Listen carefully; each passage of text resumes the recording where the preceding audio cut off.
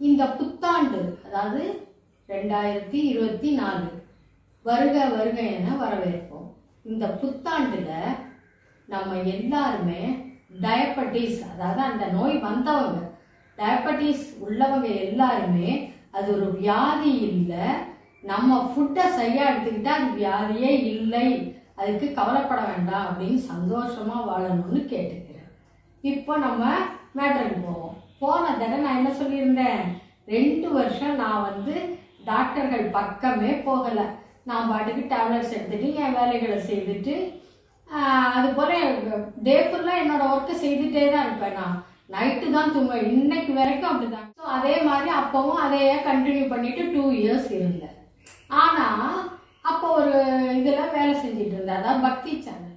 பக்தி சேனல் அப்படிங்கிறது ஒரு சின்ன ஆஃபீஸ் தான், அதாவது வட இந்தியாவில் உள்ள ஒரு பக்தி சேனலுக்கு இவங்க ப்ரோக்ராம் எடுத்து கொடுப்போம். நாங்கள் எடிட்டிங் கூட பண்ண மாட்டோம், அவங்க பார்த்துப்பாங்க. கோவில்கள் அந்த மாதிரி பக்திமான்கள் எல்லாரும். அப்படி இருக்கும்போது அங்கே உள்ள ஹெச்ஆருக்கு எனக்கு கொஞ்சம் ஏன் தெரியலைங்க, ஒவ்வொருத்தருக்கும் ஒவ்வொருத்தர் பார்த்தாலே பிடிக்காது. அந்த மாதிரி அந்த ஹெச்ஆருக்கு எனக்கு பிடிக்கவே பிடிக்காது. அதுபோல் ஜென்ஸ் எல்லாம் 11:30க்கு போவாங்க, நானும் போவேன். அப்போ ஒரு நாள் கேட்டாப்புல, பார்க்க போனால் என்னை விட வயசில் சின்ன பொண்ணு தாங்க. ஒரு நாள் கேட்டாப்புல, நீங்கள் எங்கே போகிறீங்க, அவங்கெல்லாம் ஸ்மோக் பண்ண போகிறாங்க அப்படின்ட்டு. நானும் ஸ்மோக் பண்ணாதாம்மா போகிறேன், ஏன் பண்ணக்கூடாதா, பக்தி சேனலில் வேலை பார்க்குற லேடி ஸ்மோக் பண்ணக்கூடாதா அப்படின்னு கேட்டாவாம் கொடுக்குறாங்க. நான் ஸ்மோக் பண்ணவும் மாட்டேன், நான் டீ குடிக்க போவேங்க, ஒரு வடை சாப்பிட்டு டீ குடிக்க போவேன், டாக்டர் சொல்லியிருக்காங்களே அதுக்காக அப்படின்னு கேட்டுச்சு. அது கொஞ்சம் இரிட்டேட் பண்ணனால எனக்கு ஒரு சின்ன ப்ராப்ளம் வந்துருச்சு, ஸ்டமக் அப்செட். அப்போ அதுக்காக நான் ஹாஸ்பிட்டல் போக வேண்டியதாக போச்சு. என்ன பண்ணுறது, ஸ்டமக் அப்செட் ஆகும்போது நிறுத்தினா தானே திரும்ப வேலையை பார்க்கலாம், அதனால போனேன். அப்போ அந்த ஹாஸ்பிட்டல் போனப்போ அட்மிட் ஆகிட சொல்லிட்டாங்க, ரொம்ப வாட்டரி மோஷனுங்கிறனால அட்மிட் ஆகிட்டேன். அட்மிட் ஆனப்போ தான் சொன்னேன், நான் ஏற்கனவே அங்கே போயிருந்தாலும் வேற டாக்டருங்கும் போது நம்ம சொல்லணும் இல்லை, இந்த மாதிரி எனக்கு டயபெட்டிஸ் இருக்கு அப்படின்னு சொன்னேன். அப்போ அவங்க என்ன சொன்னாங்க, சரி நான் அட்மிட் ஆகிட்டேன், காலையில் அப்போ எடுக்க சொன்னாங்க. அதாவது பிஃபோர் ஃபுட் 250 இருந்துச்சு. அப்போ அங்கே ஒரு மாமி எல்லாருக்கும் இட்லி கொடுத்தாங்க, எங்கள் வீட்டில இருந்து வர முந்தி. ஒரு பேக்கெட்ல 2 இட்லி, எனக்கு ஒரு பேக்கெட்டே போதுங்க அப்படின்னு சொன்னேன். அவங்களுக்கு ரொம்ப ஆச்சரியம், போதுமா இல்லை நான் அவ்வளோதான் சாப்பிடுங்க அப்படின்னு. சரின்னா அந்த 2 இட்லி தாங்க சாப்பிட்டேன், உண்மையெல்லாம் வேற எதுவும் சாப்பிடல. இத்தனைக்கும் அவங்க இட்லிக்கு தொட்டுக்க தேங்காய் சட்னிலாம் கூட கொடுக்கல, தக்காளி சாம்பார் தான் கொடுத்துருந்தாங்க. அதனால டயபெட்டிஸ் ஏறவே ஏறாது. அப்புறம் ஆஃப்டர் ஃபுட் எடுத்தாங்க, 450 இருந்துச்சு. அவ்வளோதாங்க. அந்த டாக்டர் என்ன சாப்பிட்டீங்கன்னு கேட்டாங்க. அவங்க விசிட் வரும்போது 7:30க்கு எடுத்தாங்க, அதுக்குள்ள 10:30க்குள்ளேயே ஆஃப்டர் ஃபுட் எடுத்துருவாங்க இல்லையா. பிஃபோர் ஃபுட் உங்களுக்கு 250 இருக்கு, ஆஃப்டர் ஃபுட் 450. இடையில என்ன சாப்பிட்டீங்க அப்படின்னு ரொம்ப கேட்டாங்க, ப்ரெஸ் பண்ணி கேட்டாங்க.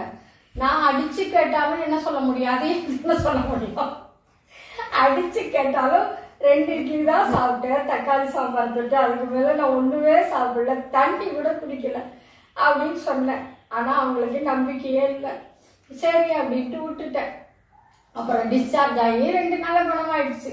டிஸ்சார்ஜ் ஆகி வரும்போதும் திரும்பவும் என்ன சொன்னாங்க, நீங்கள் மார்னிங், அதாவது ஃபுட்டை பற்றி தான் பேசுனாங்க. எல்லா டாக்டருங்க டயபெட்டிக் போனால் ஃபுட்டை பற்றி தான் பேசுவாங்க.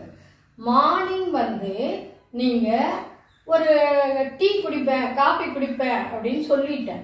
அப்போ அவங்க சொன்னாங்க, மார்னிங் ஒரு 10:30க்குள்ள டீ குடிச்சிருங்க, அப்புறம் 1:30 வரைக்கும், அந்த டாக்டர் சொன்னது 1:30 வரைக்கும் எதுவுமே சாப்பிடாதீங்க, அதுக்கப்புறம் லஞ்ச் சாப்பிட்டுட்டு அதே மாதிரி 5 மணி வரைக்கும் எதுவுமே சாப்பிடாதீங்க அப்படின்னு சொன்னாங்க.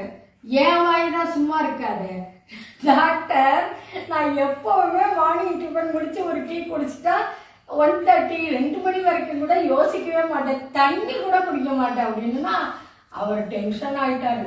ஐயோ அப்படி இருக்கக்கூடாதுங்க, 1 ஹவருக்கு 1 டம்ளர் தண்ணி கண்டிப்பா குடிக்கணும் அப்படின்னு சொன்னாங்க. அதுதான் உடம்புக்கு நல்லது. நம்ம பிளட் சர்க்குலேஷன் வாட்டர்ல தானே, வாட்டருக்கு தானே, வாட்டர் 1 ஹவருக்கு ஒரு தடவை குடிக்கணும் அப்படின்னு கண்டிப்பா சொன்னாங்க. நான் சரின்னு தலையாட்டிட்டு வந்துட்டு வீட்டுக்கு வந்தது எனக்கு எங்க அம்மாவுக்கு சொன்னது ஞாபகம் வந்துச்சு. அதாவது எங்க அம்மா வந்து அவங்களுக்கு 68 வயசுல என்னமோ கேன்சர் இருந்துச்சு. ஆனா அந்த டயபெட்டிஸும் இருந்துச்சு 60 வயசுல இருந்து. அவங்களுக்கு 60 வயசுல தான் டயபெட்டிஸ் வந்துச்சு. அப்போ டயபெட்டிஸ் இருக்கிறனால வடபழனியில் ஒரு டாக்டர்கிட்ட, ஃபேமஸ் இதில் ஒரு டாக்டர்கிட்ட போய் அவர் டயபெட்டாலஜி ஸ்பெஷலிஸ்ட் கன்சல்ட் பண்ணிட்டு வர சொன்னாங்க. நான் எங்கள் அம்மாவை கூட்டிகிட்டு போனேன். அந்த டாக்டர் ரேண்டம் டெஸ்ட் தான் எடுத்தாங்க. அவங்களும் டக்குன்னு எடுத்து பார்த்துட்டு சொல்லலாம்ல அப்படின்ட்டு எங்கள் அம்மாவுக்கு 500 இருந்துச்சு. அவ்வளோதான். அந்த டாக்டர் டென்ஷன் ஆயிட்டாங்க. கேன்சருக்கு அதை ஆப்ரேஷன் பண்ணி ஆகணும். அப்போ எப்படி பண்ண முடியும், நீங்கள் என்ன இனிமேல் ரொம்ப சாப்பிடாதீங்க அப்படின்னு 2 தடவை சொன்னாங்க. அவங்க எங்கள் அம்மாக்கா அழுக வந்துருச்சு, கண்ணெல்லாம் தண்ணி.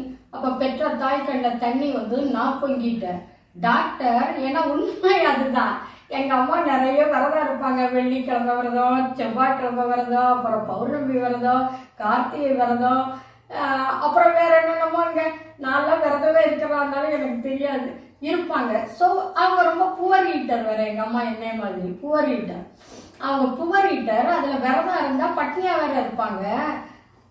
அப்புறம் இன்னமும் சாப்பிடாதேன்னு சொன்னால் என்ன டாக்டர் பண்ணுறதுன்னு கேட்டேன். அப்போ அவங்களுக்கு இன்னும் கோவம் வந்துடுச்சு. அவ்வளோ புவர் ஈட்டர்னா ஏமா டயபெட்டிஸ் வருதுன்னு 3 தடவை கேட்டாங்க. அப்போ நான் சொன்னேன், டாக்டர் அதை என்கிட்ட கேட்டால் நான் என்ன செய்வேன், நான் ஒரு பாமரி, எனக்கு என்ன தெரியும், நீங்கள் தான் அதை லேப்ல சொல்லி ரிசர்ச் பண்ண சொல்லுங்க. நிறைய சாப்பிட்றவங்க எவ்வளவோ பேருக்கு டயபெட்டிஸ் வரதில்லை, ஆனால் இந்த மாதிரி புவர் ஈட்டர்ஸ்க்கு வருது அப்படிங்கிற இன்ஃபர்மேஷனை சொல்லி ரிசர்ச் பண்ணி எனக்கு நீங்க சொல்லுங்க. அவங்களுக்கா ரொம்ப கெட்ட கோவம் வந்துருச்சு டாக்டருக்கு. உடனே நர்ஸ் வரையும் கையை பிடிச்சி வெளியே கொண்டு விட்டாங்க. சரின்னு வந்துட்டோம். இப்போ நான் ஒன்று யோசிச்சேங்க, எங்கள் அம்மாவுக்கும் இந்த மாதிரி ரொம்ப சாப்பிடாங்க, சண்டை போட்டாங்க ஒரு டாக்டர். என்னையும் இந்த எல்லா டாக்டருமே என்ன சாப்பிட்டீங்கன்னு கேட்டாங்க.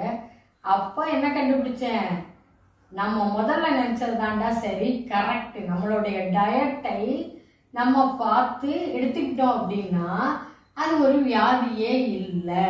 எல்லாருமே அதானே கேட்குறாங்க, சாப்பிட்டீங்களே, அதிகம் சாப்பிட்டீங்களா, ரொம்ப சாப்பிடாதீங்கன்னு திட்டுறாங்க. ஓகே அப்படின்ட்டு ஒரு முடிவுக்கு வந்தாங்க. அப்புறம் ஒரு 5 வருஷம் டயட்டை பார்த்து ரொம்ப லெஸ் பண்ணி, அதான் முதல்ல 2 இட்லி சாப்பிட்டேன்னா இப்போ 1 இட்லிக்கு வந்துட்டேன். அதுக்கு பதிலாக ஃபைபர் ஃபுட்டு இல்லைன்ட்டா மாதுளை கொஞ்சோண்டு உரிச்சது சாப்பிடுவேன். அப்புறம் ஒரு பாதி வாழைப்பழம் சாப்பிடுவேன் 1 இட்லி சாப்பிட்டு. அந்த மாதிரி மெயின்டைன் பண்ணிட்டு வந்தேங்க. 5 வருஷம் அதே மாதிரி மெயின்டைன் பண்ணா ஒரு பிரச்சனையும் வரலைங்க. சின்ன பிரச்சனை கூட வரல, அது பாட்டுக்கு போயிட்டு இருந்தது வாழ்க்கை. அப்புறம் 5 வருஷம் கழிச்சு என்னாச்சு, அதான் அப்புறம் சொல்றேன்.